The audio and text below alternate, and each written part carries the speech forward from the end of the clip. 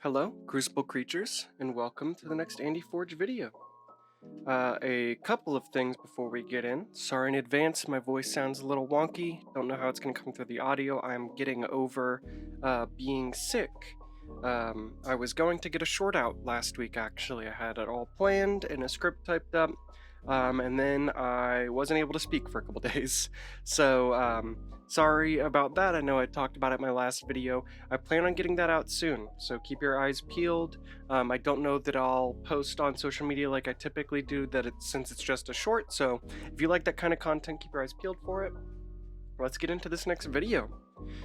We are a little over halfway through the display now, so we've only got 6 decks left, 5 after today, and I am very excited. There's been some decent news in the KeyForge scene as of late. We've got a couple videos from Ghost Galaxy since my last video, as well as the new rulebook just went out. And I spent a lot of time reading it. It's so cool. There's a lot of stuff in it, a lot of really interesting spoilers for the set after Winds of Exchange, for Grim Reminders. We now know that the name of the house in that set is called the Geistoids, and I think it will quickly become my favorite house in the game. If you'd like me to make a video or make something small discussing the news from that rulebook, let me know in the comments. I think that would be interesting. So without further ado, here's the deck. The houses we're looking at: Purple Archon.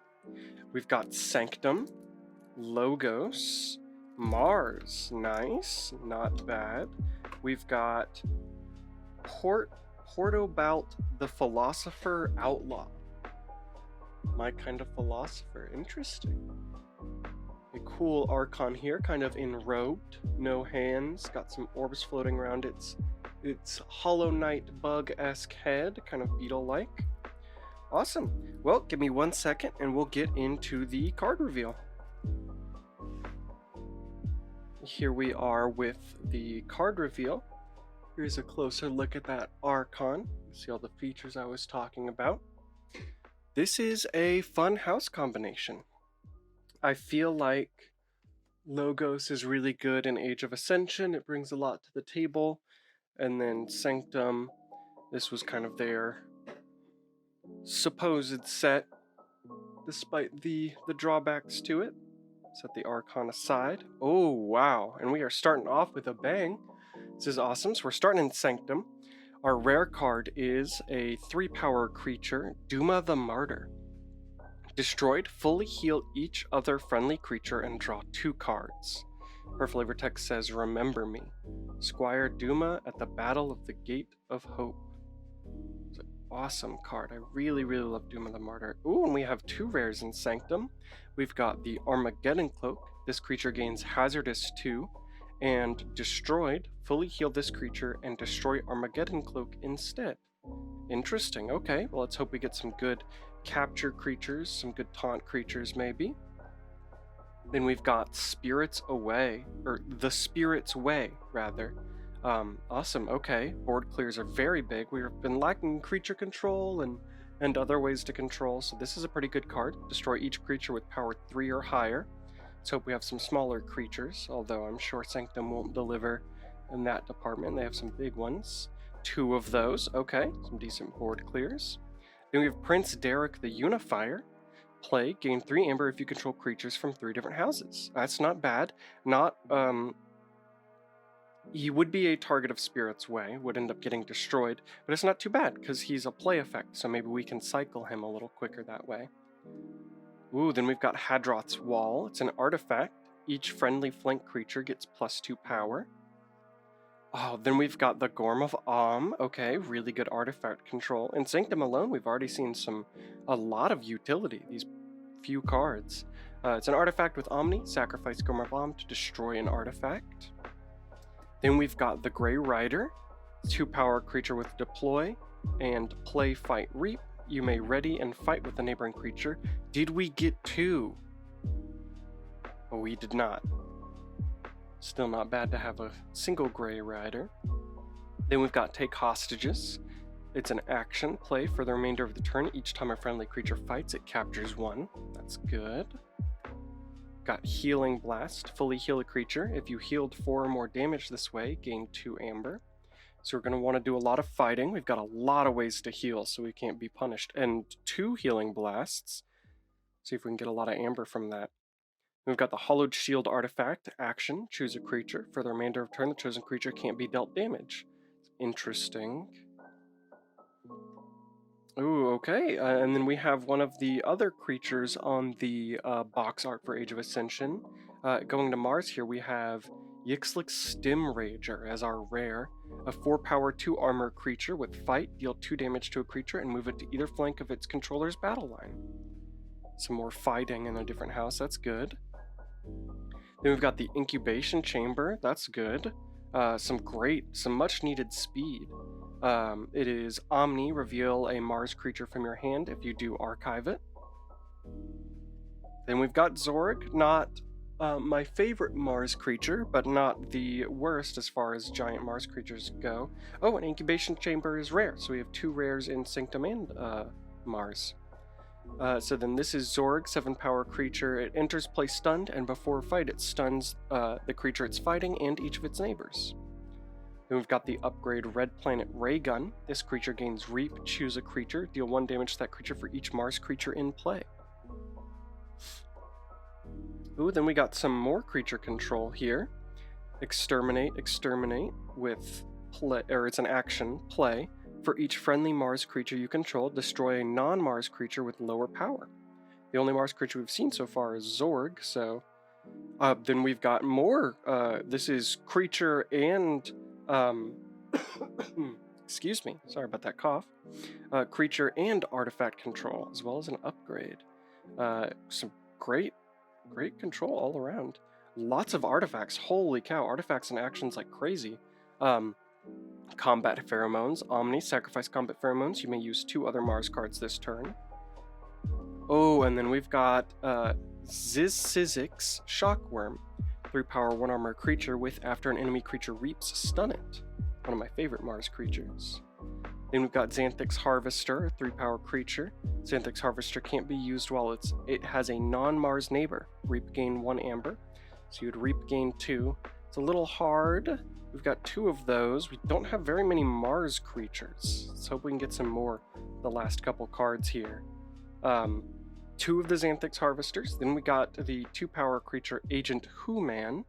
Elusive. Reap, choose a friendly non-Mars creature and an enemy non-Mars creature and stun the chosen creatures.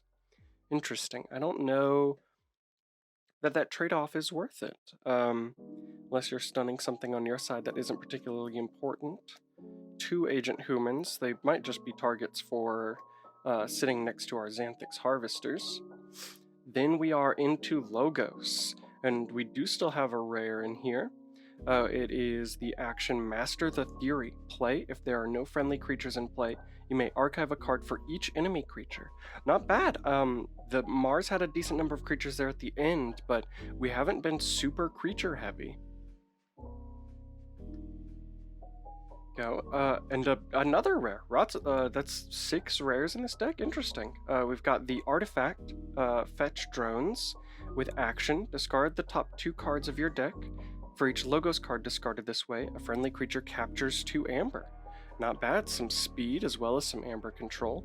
Another artifact, Seismo Entangler. Action, choose a house. During your opponent's next turn, creatures of the chosen house can't be used to reap. Some creature control baked into an artifact. And then another artifact, holy cow. Memory Chip, after you choose Logos as your active house, archive a card. Some more speed, that's good. Then we've got the 3-power creature, Director of ZYX. It's elusive, and at the start of your turn, archive the top card of your deck. Wow, holy speed. This deck is really interesting. Lots of artifacts, lots of speed. I feel like you would cycle through this thing pretty big. You'd have to see what big amber gains you could get from that, if maybe just playing the amber bonus action cards. You've got Brain Eater here, 6-power creature. After a creature is destroyed fighting Brain Eater, draw a card, which is good. We want to fight. We could put Armageddon Cloak on it. We could hit it with a Healing Blast on a Sanctum turn, following a Logos turn if it wasn't fought into. This might be one of our big targets. Oh, and then backup copy. This creature gains destroyed, put this creature on top of your deck. This would be really good for Doom of the Martyr with everything that she grants. Then we've got ZYX Researcher here. Play, archive the top card of your deck or the top card of your discard pile. I love that second effect. A lot of the time that can be used on pretty big action cards. You might be able to Master of Theory again, or pull out, trying to see if we've hit any no big action cards yet from Logos. Maybe we'll see something coming up that would be a really good target. Wild Wormhole, that would be a fine target. Play Wild Wormhole, then play ZYX Researcher, although depending on what comes after, you might end up archiving a different action. Wild Wormhole is action, play the top card of your deck. It can be pretty risky. Professor Sutterkin, 2-power creature with Reap, draw a card for each friendly Logos creature. Fantastic speed there. Got a decent action here with Poke, deal 1 damage to an enemy creature. If this damage destroys that creature, draw a card. Ooh, and then we've got Binate Rupture. Each player gains amber equal to the amber in their pool. Not bad. I am conflicted. Sanctum sets up for fights really, really good, but we don't have a super high creature count in Sanctum, and it's spread in really weird ways. There's a lot of speed and a lot of artifacts. I'm curious to see how much it comes out to in our next section here. But I feel like at the very least, you could get to a point where you're cycling so fast and gaining those amber pips so fast, it doesn't matter that you're not technically doing anything, you know? Like those healing blasts might not be getting their second effect, but you're getting the amber off of them, so who cares? Wow, okay. Super interesting deck, super weird. Let's break it down. Give me 1 second, I'll be right back. Okay, here we are with the deck breakdown section. Something I notably didn't make a super huge notice of when going through the cards themselves was the extreme lack of amber control, which has sort of punched me in the face here. Right there is the sass, so that's what we're looking at, dealing with a 57. Lower than I thought it would be, but I knew it conflicted in a lot of ways. The meta is there's a +1 from board clear, a +1 from artifact control, and then a -4 from amber control. So that's how we resulted in the -2 there. The -2 from anti-synergy is mostly from the fact that almost all of our creatures, of the few creatures that we have, are over 3 power. So both of our Spirit's Way, or of the Spirit's Way, are going to hit most of our creatures. As well as we have the artifact Hadroth's Wall, which just increases 2 of our creatures' powers, probably putting them over that point. And then Professor Sutterkin with a low Logos creature count. It's interesting. The synergy, I'm not sure what exactly that's coming from. I think a lot of it, honestly, is we've got an insane amount of efficiency, a lot of artifact and creature control. The expected amber is okay, and then the amber control itself is a little low. But I think the synergy is mostly coming from probably our speed, and then maybe some synergistic effects with the creature control stuff. But I'll go ahead and pull it up. Here is our extras and counts. We're looking at 10 in the bonus amber. We've got 14 creatures, so pretty low, but we've got 8 artifacts and 3 upgrades. So that's 1 more upgrade than typical and 4 more artifacts than typical. Those numbers being kind of rounded up. It's 4 or 5 more artifacts than typical. So a lot of that came from our creatures and our actions, but mostly from our creatures. So we've got 11 actions. The 2 board wipes are the Spirits Away. The upgrades are Backup Copy, Red Planet Raygun, and Armageddon Cloak. And then our 8 artifacts are the Memory Chip, Seismo Entangler, Combat Pheromones, Incubation Chamber, Gormavam, Hadroth's Wall, and Hollowed Shield. So, I mean, I've always liked having a lot of artifacts, because in its own way, it's a way of boosting efficiency in the deck. If you plan through cycling through your deck at least once or maybe twice in a game, having 8 artifacts is a great way to do that, because that's you know, a bunch of the deck that's just on the board that won't be cycling with it. And then we have a lot of archives from almost exclusively Logos. We have that incubation chamber artifact from Mars that'll let us archive those cards when they're in our hand. Let's see here. Yeah, that's basically it. So we'll clear that off, and you are now looking at our Amber and Control section. These piles are broken up. This is Amber Control, Expected Amber, Artifact Control, and Creature Control. Our Amber Control is 1.1. There are two cards in our 36 card deck that can affect our opponent's Amber. Not great. Expected Amber is 16, which is decent. I would have liked to have seen more Amber pips, honestly. 10 isn't bad, but if we could have crossed that 12-13 threshold, I think the fact that this deck has so much speed would have helped it along a good bit. Our Artifact Control is fantastic. We've got Gormavam and Destroy Them All, bringing us up to a 3.3. Really, really good there. And then our Creature Control, while it's only at a 16, makes up a majority of our deck, a lot of our Mars cards. So let's go ahead and get right into it.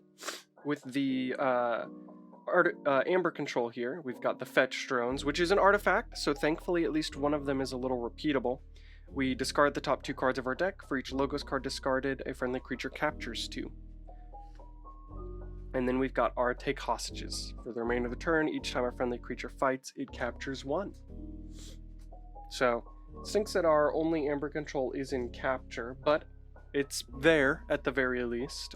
This is the type of deck that you would want to make your game go by real fast. Then Expected Amber, we're starting off with Prince Derek Unifier. Wouldn't be super easy to pull off in this deck given the low creature count, but definitely possible. Then we've got both our Xanthix Harvesters here. Thankfully Mars has the most creatures, so hopefully these guys aren't a burden. Push comes to shove, we hit them with our Incubation Chamber, and then maybe we just never touch our archives until we absolutely have to. And then we've got our Healing Blasts here, which hopefully we can swing like Brain Eater into something with Grey Rider to get the 3 Amber from this card, 1 from the bonus, 2 from the effect. And we've got 2 of those. Then we've got Binate Rupture, which just doubles everybody's Amber. And then Combat Pheromones is actually at the top here, just because it's assumed that when you Omni sacrifice it to use 2 Mars cards, you'll probably be reaping with your creatures, or going about something in such a way that gains you Amber. So that, and then its Amber bonus from playing it is nice. I have to excuse my sniffles, I'm sorry, I'm getting over it, but my cold isn't completely gone. We're here in the Artifact Control, so we've got Destroy Them All, which is destroying an artifact, a creature, and an upgrade. Could have also gone into the Creature Control, but I think destroying an artifact is more prevalent, so it ended up here for prevalent. And then Gormavam. Omni sacrifice Gormavam and destroy an artifact. I guess it does take away from the efficiency that comes from the artifacts, with the fact that some of them are Omni sacrifice. So they do end up cycling in their given effect, but still, I feel like if maybe you can shuffle your discard before you do that, that'd be good. Then here we are with our biggest pile, the Creature Control. So we're starting here with Poke. Do 1 damage to an enemy creature. If this damage destroys that creature, draw a card. Then we've got the Yixlix Stim Rager. Fight, deal 2 damage to a creature and move it to either flank of the controller's battle line. Which is nice, because I hadn't thought about it before, but you're fighting, so you're already going to be damaging, hopefully destroying a creature. So this can just be a whole nother creature. It's not the same creature that Stim Rager is fighting.